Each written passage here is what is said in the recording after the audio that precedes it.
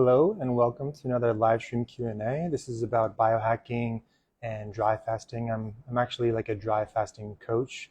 I just finished a retreat here in Guatemala for 5 days. Some people actually went to 7 days.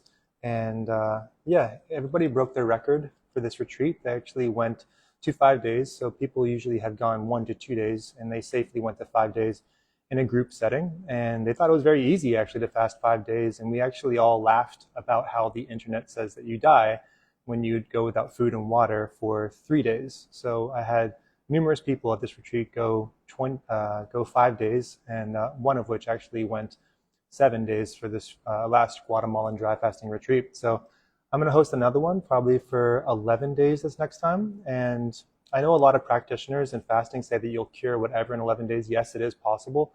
But I mean, this is like the most hardcore thing you can do, which is abstaining from food and water and letting the body cannibalize itself. So like, I think that it requires more than 11 days for some conditions. Even just like one extra day, one extra 24 hours can actually make the world a difference, especially for like Crohn's disease. I have a lot of people who have like infections intestinally, and there's really no way out besides like constantly taking like prescription medication or like being very strict on a diet. So you can resolve that in just over 11 days. It is possible. I wish I could do it for people, but I can't. So it's their own journey to go on. But beginning of this live stream, I'm going to kind of comment on how I think everyone can have like authentic longevity. I know that's a big craze these days. How can you live as long as possible? And why this is more effective than any other thing you can do. So in this live stream, I just wanted to say that I'm not a doctor, so anything I say is just from personal experience with myself and through clients and through just constantly researching. But you know, go to your local physician for any medical advice. I have to say these things on social media. So anyway, moving forward, so for this live stream Q&A, you can post your questions. Don't post them in the box on the bottom. You can post them in the comments, and I'll get around to answering them. But first, I'm going to talk about the longevity thing, like I said. So the way I think you can do it, I think majority of the people in this world actually would have similar diets if it wasn't for the pathogens that exist within each person specifically. So obviously we curtail our diet based upon what we're infected by. Some people don't believe in viruses or parasites or pathogens. I addressed my issues as if that was all that mattered. Of course, you can have energetic blockages as well. That's definitely a thing. But I was able to address it with a certain amount of days. So I was able to fast longer and longer, cleaning my body deeper and deeper. So that eventually I was able to do just one fast. It was really one fast that kind of cured everything, because you're pretty much doing the worst possible thing for pathogens, which is starving them. You're utilizing autophagy, which is a process that the body enacts after a certain amount of days. Just after even 3 days, autophagy begins. And it becomes very much more pronounced as you go deeper, exponentially more pronounced. And the 2016 Nobel Prize winner, this Japanese guy, he pretty much proved that autophagy exists, this ancient technology that the body's always utilized. And I do believe that medical institutions of the future will be utilizing autophagy instead of any cancer medication or anything like that for complete eradication of tumors, cancers, diseases, and such like things like that. So I think that yeah, I think I lost my point. I go on these tangents, and I always forget where I left off at. But yeah, so I'm pretty much going to be talking about like longevity, and the way I think you can utilize that is by doing fasting. So like maybe like 3 fasts a year of 5 days, but it really takes that one long fast to completely purify the body and cleanse it, so that flow is a thing again. So like, some people can be so mucousy. I think like 90 to 95% of people in this world have mucousy bodies. You can call it also snot bodies too, for lack of a better term. So your mucus in your nose is kind of like exemplifying how stagnant the rest of the body is. So that's pretty much what's going on. And so I find that these mucosal liquids are inhabited by certain bacteria, some of which are unfavorable. So they can replicate if you eat certain foods. What do you think like inflammatory foods are called that for? So once your body finds pathogens, it's going to induce inflammation. It's going to create histamine to slow them down so that it can be addressed through your immune system. White blood cells induce hydrogen peroxide to essentially oxidize the pathogens out. So sometimes these bacteria are so intelligent that they know how to evade your immune system, and that's when they go hiding in usually your skin, because your skin is a pretty safe place for pathogens to hide, and that's why people usually have eczema. Eczema is pretty much the pathogens leaving the body when your immune system is kind of leaving them no other place to hide. So when you eat certain foods, you're going to allow those things to breed. So when you remove all the foods, aka fasting, that's when they die and they have nothing to feed on, and the viral loads go like less and less and less till it's 1% and eventually 0% if you go long enough. So that's the name of the game. I like simple answers, and that's really how you achieve health. So after you do the long dry fast or long water fast, either which is very very strong, you can utilize things like sea moss. Now you want to get minerals in your body to build on your bones, your hair, your nails, your skin. The minerals are where it's at. Because after these long fasts, I'll break it and really nothing tastes good until I have like mineral rich substances. So I kind of view liquids as the lubrication to get minerals to certain extremities of your body, such like your bones and the top of your head and your nails. And I know when I'm ready to do another fast because my nails are actually, they're strong again. There's no ridges in my nails and they're not brittle. So if you look at your nails right now and they're kind of like malleable, they can move around, that means you're not sufficient in minerals, or they have like bumps in your nails or there's ridges. Your nails kind of tell the entire story, because that's if it's getting to you the end of your extremities, that means that your blood is able to deliver the minerals anywhere it's needed. So right now I still have like a little ridge in my thumbnail, so that means I'm not ready for a long fast again. Until that actually becomes smooth, then I know I'm ready for a long fast. And plus I can tell in the hydration of my lips and hydration of my skin how well hydrated I am to embark on another dry fast. Because I love dry fasting. It's 3 times more effective than water fasting. And I'm patient, but I'm also impatient with regards to that. And the other thing that you can do is, so I really like things like sea moss because they have iodine in it. So if everyone, I think it's above like 80% of the world's population lives near the coastline. And I think some of them don't know why, but you're getting minerals from the ocean just through breathing. And you also get iodine from the ocean as well. So iodine is heavily anti-parasitic. A lot of people take too little of it. 99% of people are deficient in Lugol's iodine. And that helps clean the skin so that you are not having blockages later on in life. And you don't have like, so rheumatoid arthritis is something that's prevalent in older people because the immune system goes down as you get older and pathogens are able to navigate the body unchecked. So iodine is something outside of fasting that you can do to clean your blood and kind of keep the viral loads low, so that if you did that alone, you'd live a much longer life. So that, doing fasts yearly, and then also doing saunas to allow lactic acid from your skin to purge and kind of pretty much detox the overall body. If you're not doing saunas already, I highly suggest just trying one because it's going to make you feel blatantly better. It's like, there's no questions about it. Anyway, moving forward, I'm going to answer like a few questions and then probably jump off. This was just kind of like a fun weekend live stream. Right now I'm here in this town called El Paredon, Guatemala. Really, really cool town. It's pretty much brand new. All this great like architecture. It's kind of like, this place is pretty cool. And there's like a pool back here too. And it's only like $150 a night, you know, and it's like a beautiful place. Like it's a brand new place that really, really big waves too. And the sand is kind of like dark, kind of like a Hawaiian volcanic sand. It's a cool place. Anyway, transitioning to like a few questions. And then I'll jump off here. So Adib8603 says, do you drink MCT oil? It helps with ketosis. Yeah, I don't consciously drink it every single day. I think it's definitely beneficial for like getting natural fats. I think that's one of the healthier fats you can have actually is coconut based fats. And so oftentimes people who do ketosis, they don't transition into ketosis faster than a fast. The fast is the game changer. That's how you get into ketosis within 16 hours. Sometimes with these keto diets, you got to wait 17 days before you experience the keto flu. And then it's like kind of a hellish transition to get into that state. It is possible, but I do kind of enjoy eating low carb, like low rice, low like bread, and high fats, and like, you know, greens and a lot of fruits. So I like avocado and coconut products the most. Those are like my favorite things. So yeah, you're not going to transition to ketosis if you haven't gone through your liver glycogen stores, then your body's going to keep utilizing that glycogen in your liver. And then if there's none of it left, because it's quick acting energy, if there's none of it left, then it transitions to ketosis. So that sometimes is a game changer too, just getting into a fat loss routine. I'm about to make a post on on how people can easily lose weight and customize the body as they see fit. And it's like the most simple protocol in the entire world. I'm excited to post it. So the next question is, do you think a person can achieve the same results via water fasting? I know it takes approximately 3 times as long, but do you think you can achieve? Yeah, definitely. So gold frequency 888, you can achieve the same results.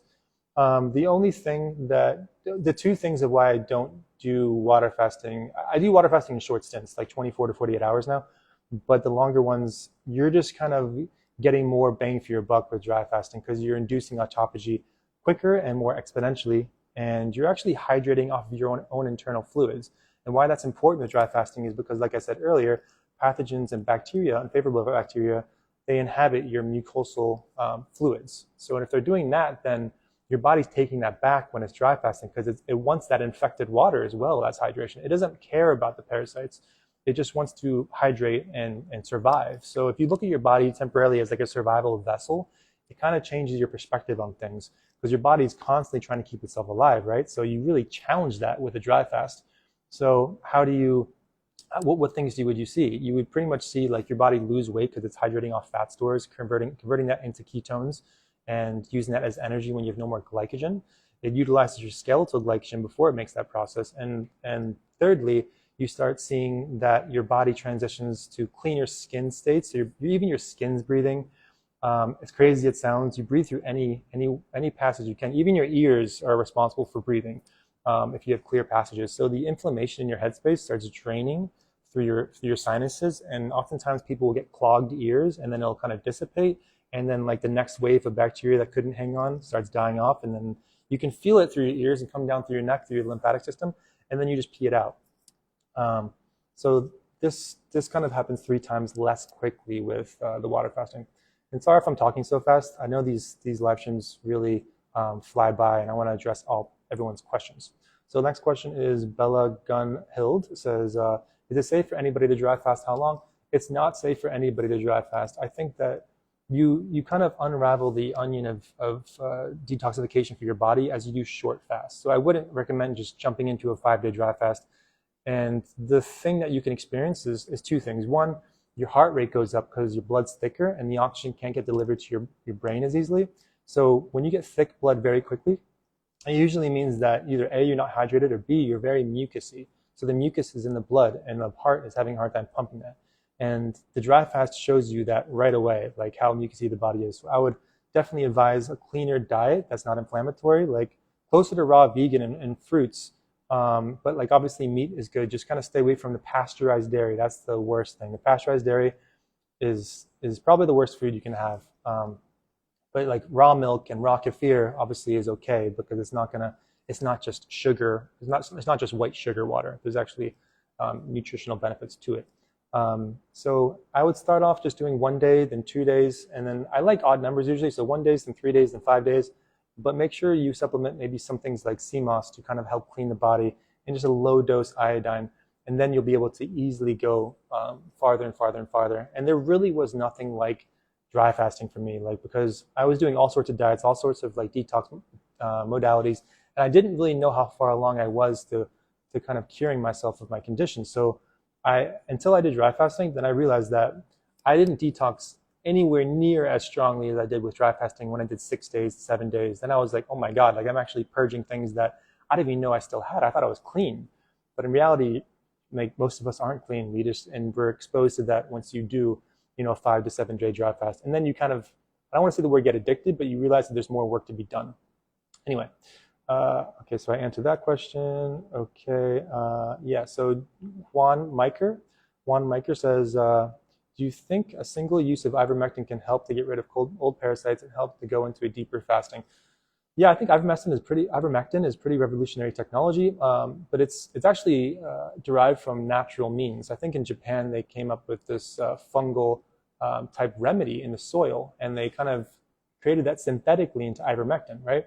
So that's usually utilized for people with like river blindness. So anything that's like existing within your lymph that's causing like intense parasitic inhabitation. So like it'll block your eyesight from even seeing anything.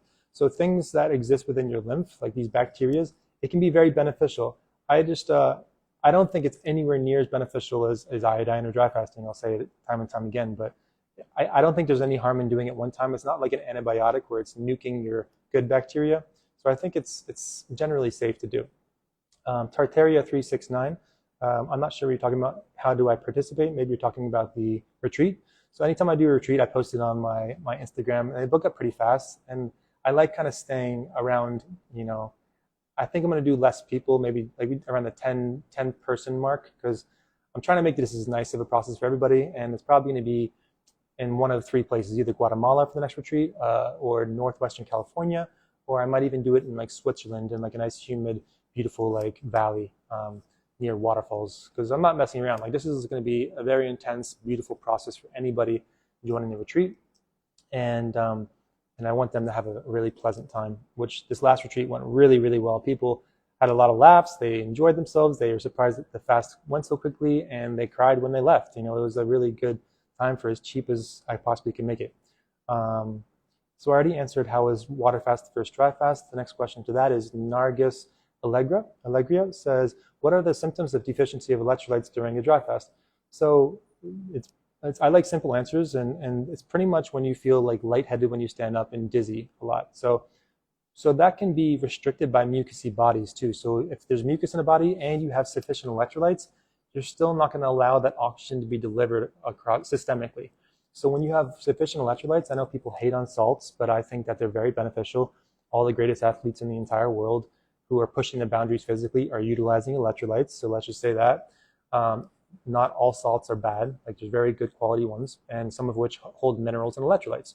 So that's why I always often advise to do salt flushes before the fast, because you're flooding your body with a last detox. You're cleaning out the small intestine, which the enema can't reach, and you're distributing enough electrolytes through the body so it can be sustained throughout a dry fast.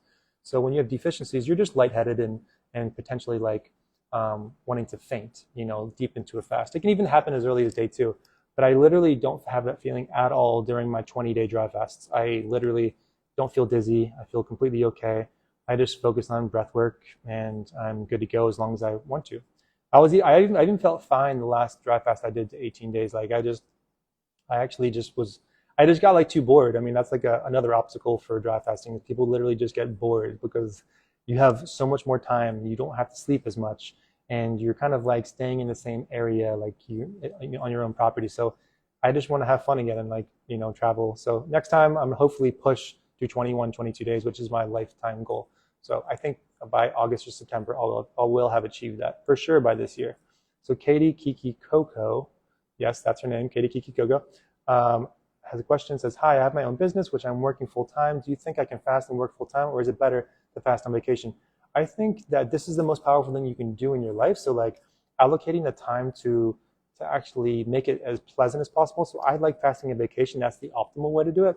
But I find that mothers are actually, well, women that own businesses and mothers are usually the strongest people that I've coached. They just kind of do whatever it takes. Even if they feel tired, they can still go to like 5-7 days while they're working, which is pretty tough, honestly. But I would start with the small dry fast and kind of like feel into it, and then like work and dry fast. You're going to be challenging yourself in an aspect that you probably haven't before. So it's going to be some deep kind of psychological efforts to do that.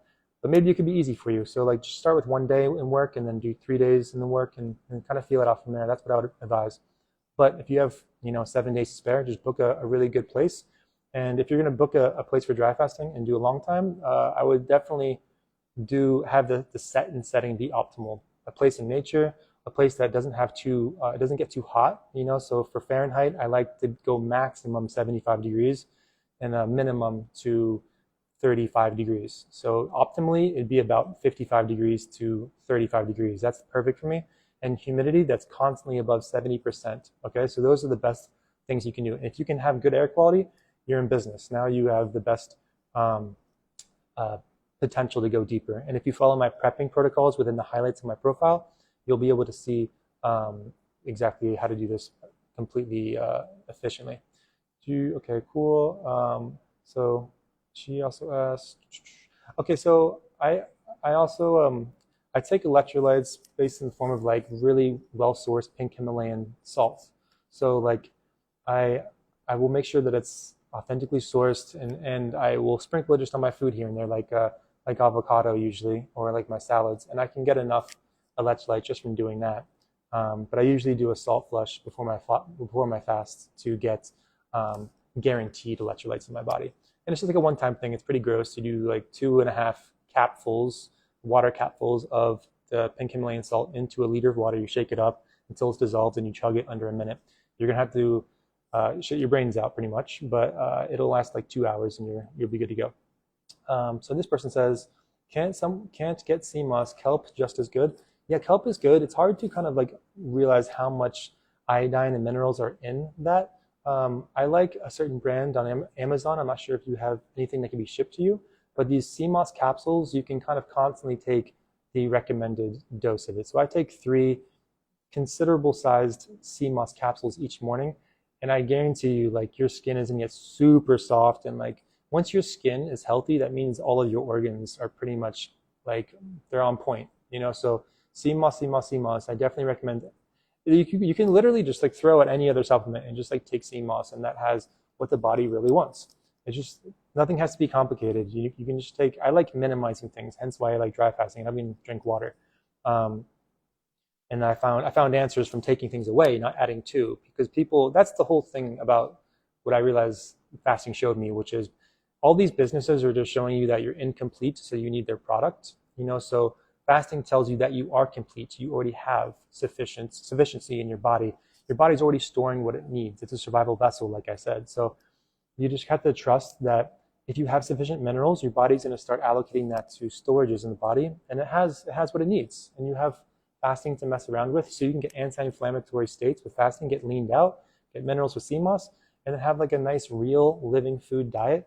You should live a long lifetime if you do those 3 things. Like, you don't need to take all these supplements and shots and stuff like that. So Super Organist says, how does one resolve heart trouble that was caused by bad rice and chicken diet for many years? Literally, you can just do like a short, it doesn't really require much. Like, fasting is so wholeheartedly the truth of detox that not much of it is required to detox the body very deeply. So even if you did like a 7-day dry fast, worked your way up to that, that would really rectify a lot of the mucus and the buildup that bad rice and chicken diet over many years may have caused. So I would obviously fall back on the regular routine in your life, like I just described, like healthy raw living foods. You can even involve meat, of course, you know, meats and fruits if that is your choice. And just always having the sea moss and the a little bit of the iodine supplementation. I mean, it's just as easy as that.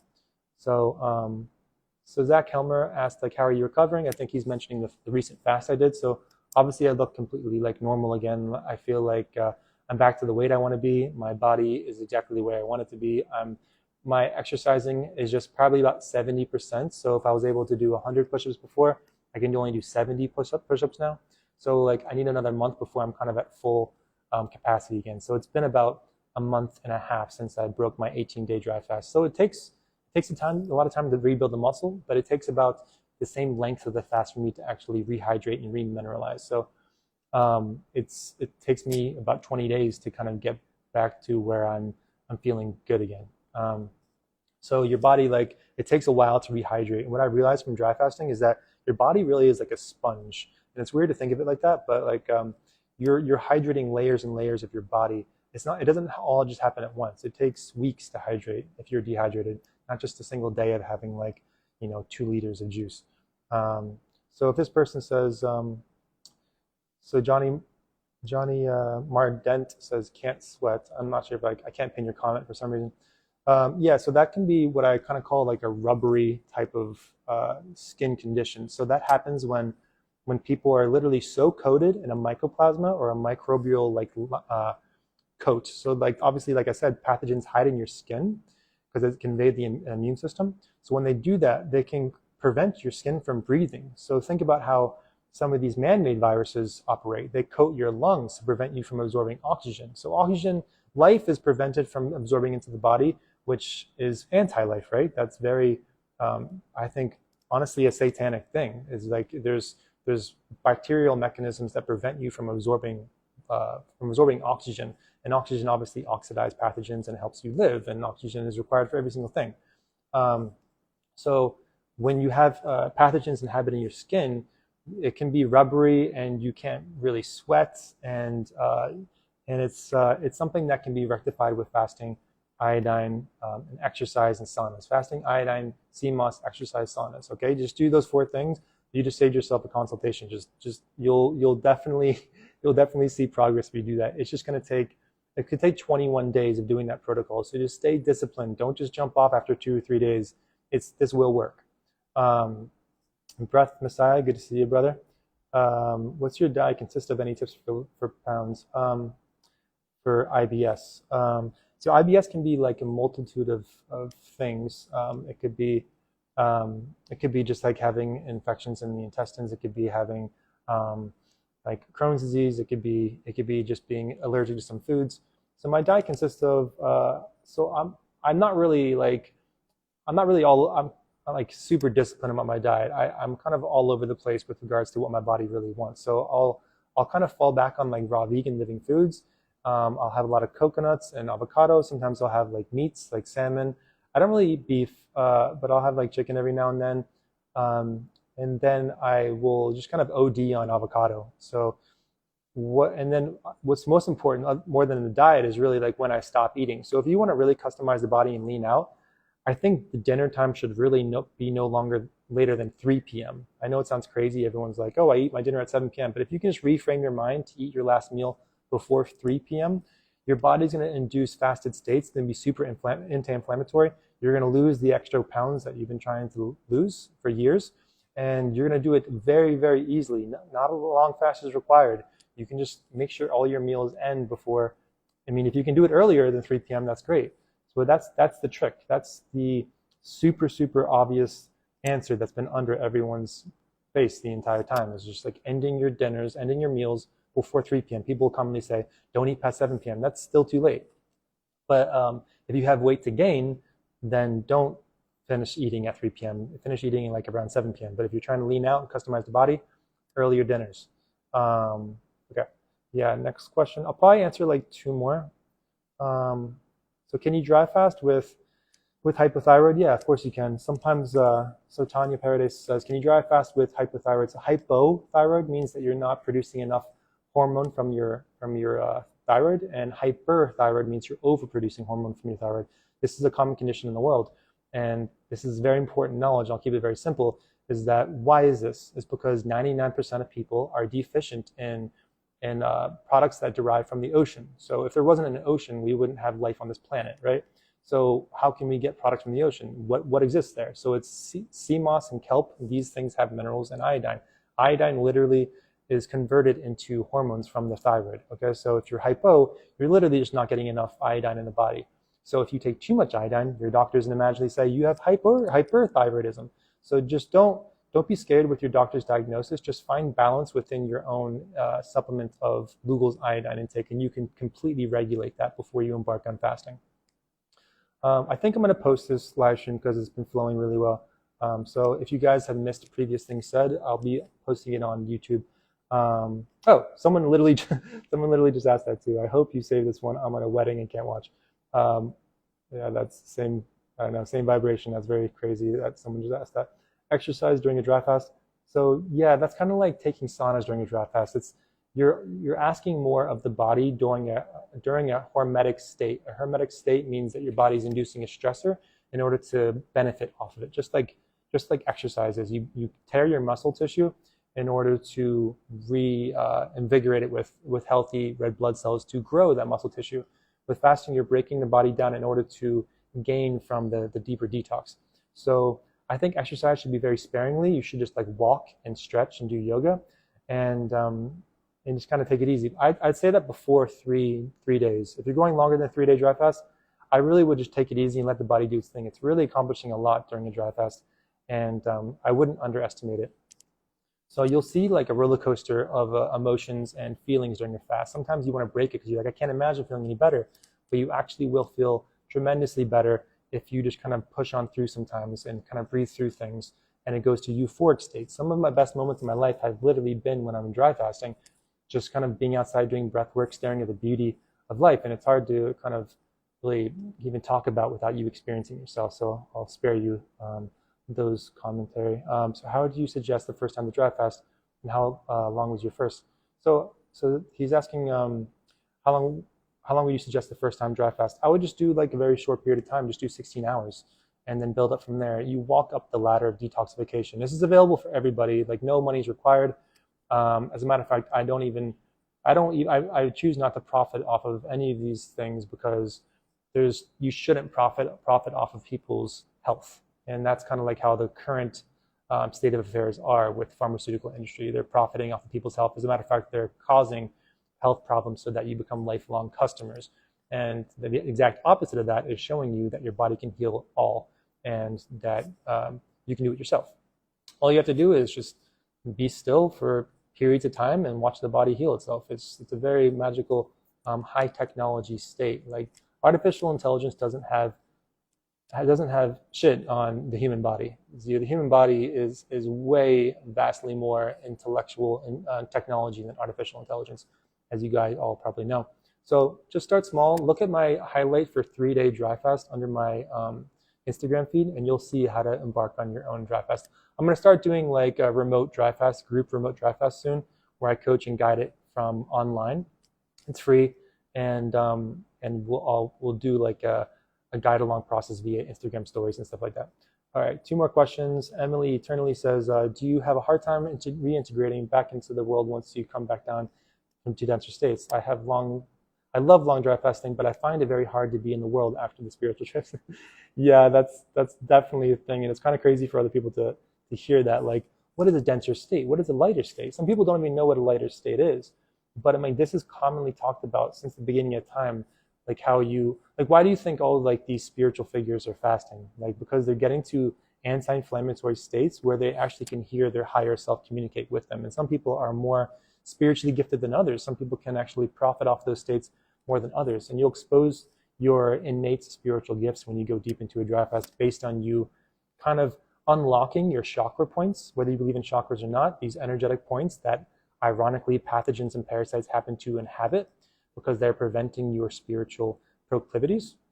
So once you come back to, it's pretty much after these fasts, you want to kind of stay on lighter foods as long as you can, even just juices, so that you're able to kind of keep these lighter states, kind of keep these psychological energy points where you're able to kind of keep it more consistent. Because once you start having bread, once you start having cheese and stuff like that, it's pretty much a goodbye to the higher self that you were once in tune with. So just kind of stay lighter and kind of protect your energy. Like go into natures, go to the beach, go on hikes for as long as you can. And then soon enough, I mean, we all get denser. That's what we're doing here is we're in a dense physical body. And I mean, I can go off on that for a while, but like if you think about what people see when they die, they see a white light, right? So that's the ultimate energy. That's the energy that we all came from. The one creator is a white light. So think about that. How do we re-merge with that? Can we become a light instead of a physical body? It's really, really difficult for people to conceptualize that. But I do believe that we don't become a white light. We become lights of color before we transition and get to know God more clearer and clearer until we can finally merge with him after trillions of years. That's my current belief system. But hey, Trevor, how many days for dry fasting to cure dandruffy oil scalp? Thanks. Yeah, that might be something just to, it's not a matter of days. Sometimes like mucus can hide on the top of your head because it's a very good place to hide from the immune system because gravity is kind of keeping it lower and the heart is not able to distribute the white and red blood cells to the top of your head. So that's where I would be. I'd be blocking the human's heart, crown chakra because you have less of a battle to embark on versus the immune system. So I would literally just do the iodine in like these a weekly fast of like maybe 1 or 2 days, and you'll find that you won't have any more dandruff. So that should work. And I have one of my last videos is based on like hair and scalp quality, by the way, too. Yep. Okay. So I'll do one more question. Okay, I answered Emily Eternity's question. Good to see you, Wallace Spirit. Yeah, what preparation protocol, if there's any, before your next retreat? Okay, so I'll do 2 questions. So Embodied Soul says, what preparation protocol, if any, are you considering before your next retreat, if it's 11 days? So 7 days of hydration above 100 ounces each day of living liquids, so like spring water or juices, real living juices, no processed sugars, and you want to be able to do the intestinal cleansing is very, very important. So I would do the salt flush the morning before the fast, and then I would still have like a raw vegan fruit meal after that. So that's like your last meal, and keep drinking the 100 ounces of juices that day. And then the night before, I would have a spring water concoction of ozonated magnesium capsules and aloe water. So that's gonna flush the body even more so. And the next morning, I would do enemas. So I do like 4 to 5 enemas before these long fasts until you're releasing nothing but clear liquid. So no food is coming out of you, because that can cause a lot of fermentation. You can produce alcohol from stagnant foods in the body. There's people in this world that literally are constantly producing alcohol without even drinking it.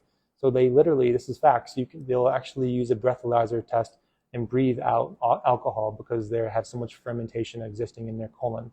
Okay. So yeah, so I would do that, and then you should be good to go. And you can go as long as the body requires. The only thing I would add is probably doing like the iodine, like I mentioned all the time, and cleaning the blood so it's less mucousy going into these fasts. Okay, yeah, Simon says, is dry fasting the best way to heal the kidneys? Yes, it is, in my opinion. It's like a paradox. People think dry fasting is the worst thing for the kidneys, right? But it's actually, in my opinion, the best thing. But you have to take it really easy.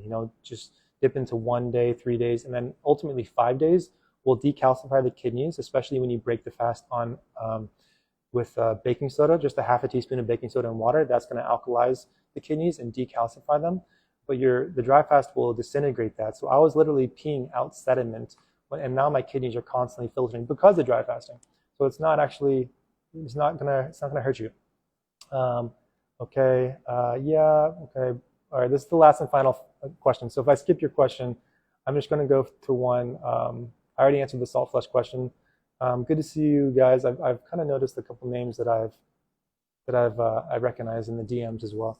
And sorry if I don't ever see your questions in the DMs. There's like a lot of them. So if you're really kind of eager to get an answer, I would either wait for these live streams or just book a consult in the link in my bio. Okay, so this is kind of a good one to answer. It's hard to find sleep. Okay. How can carnivore skin look so good? So I was just talking about this the other day. It's kind of a strange thing when carnivore diets came on the scene. Like, wow, like they literally call themselves carnivores, people that eat nothing but animals, and that's it.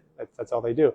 So if you think about fat, so I talk about fat earlier. So avocado and coconuts, they make you full. So you can even like eat a coconut and drink the coconut and eat the coconut flesh, and you'll feel full.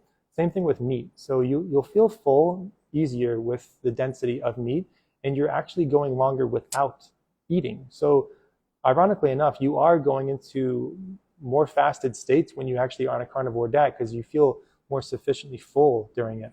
And also it's really good at like recomposition in the body. If you're just on complete protein and you're eating the nutrients that are in that animal flesh. But I would say the difference is if you haven't tried, like I'm not hating on any diet, like just try like, fasting, try like going on raw vegan, go back to carnivore and see the differences. You definitely feel like you are definitely hormonally influenced by eating like animal meats. I have to say, like, I definitely feel like less confident and even a subtle amount of insecure when I eat nothing but meat. And it's something that you probably don't know it's there. It's just consistently prevalent. And I think the whole reason why we are eating meat, I know a lot of people don't like to face this information, but is because we have very poor soil these days. And so even when you eat one orange, it's not this. You have to eat 10 oranges for the amount of nutrients that we used to get in one orange. And this is just 100 years ago. So soil is very nutrient deficient. So how do we get nutrients in a very small, compact form? You literally have to go back to eating animals and like eating the liver. So people are eating animal flesh because it's packed nutrient dense. But the caveat is that you actually are, I think, existing in lower frequency spiritual states. And I think that you're also influenced by how that animal was feeling before it died. I know it sounds like woo-woo stuff, but like just kind of mess with it. Try to experiment with different diets and see if you experience a difference. And so I think it's a battle between like seeking vanity and seeking spirituality. So that's just kind of like my point of view. So you can do a little bit of both. You can have a little bit of meats, you can have a little bit of raw vegan diet, and then you're kind of in between like both, frequencies, which is like vanity and spirituality. That's just how I view it. You don't have to believe anything I say, but I don't take Shilajit. I just take CMOS these days. Yeah, so I'll try to scan these things. Okay, cool.